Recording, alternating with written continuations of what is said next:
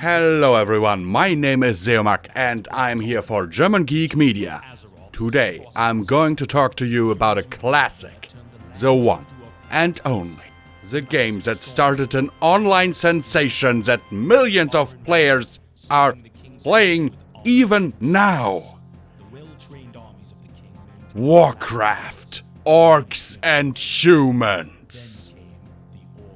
Alright guys, so maybe I have exaggerated a little bit in my intros here, but no one can deny that it is this game that started the whole Warcraft lore, which eventually gave birth to World of Warcraft, a game that many of us know and many of us play.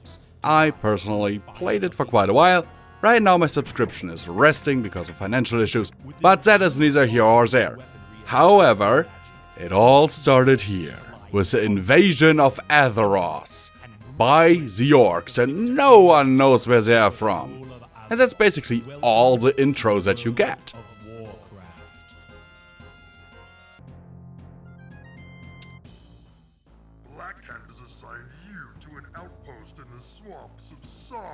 There really isn't much more to this, because after this we can only choose the Orc or Human campaign, because it's Warcraft Orcs and Humans, and are introduced to the Orcs in the Orc campaign and the Humans in the Human campaign. But quite honestly, there isn't much story going on here other than that both sides are trying to annihilate each other over the reign of Azeroth.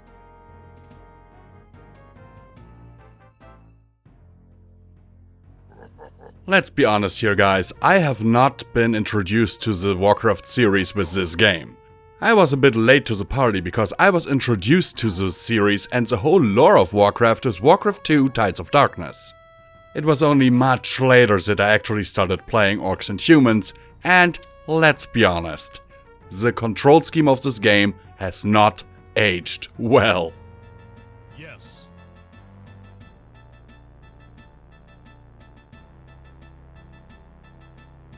Staples of modern RTS games, like workers being able to attack your enemies when you have no fighters around, or moving your units by clicking the right mouse button, or giving orders that way to attack, or harvest, or whatever, are totally absent here.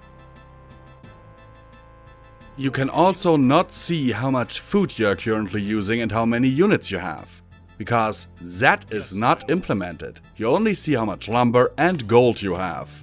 If you want to see how much food you have and how much you can still spare, you have to click onto one of your farms.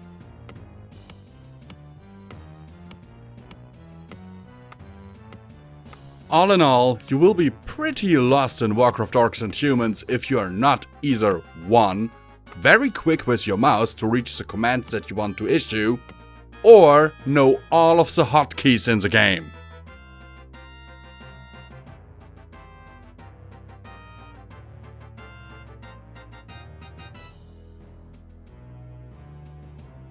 But enough bashing of the game here, because it does have some charm. And I would totally recommend it for people who have 1. The patience to actually learn the control scheme, which is a bit different from modern RTS games as I have already explained. And secondly, who are hardcore Warcraft fans and really want to learn about the early lore of Warcraft. Because here is where the story began, and quite honestly, I like the game. But you really need some patience because the game runs slow, as you might see in this video. And no, it is not lagging. That's the actual speed it's supposed to run on. However, part of the charm of this game are superb sound effects, and the musical score is just wonderful. It really brings across this whole Warcraft vibe that I really enjoy. Okay, but here are a few other features that I really enjoyed in this game. First off, the mission briefings.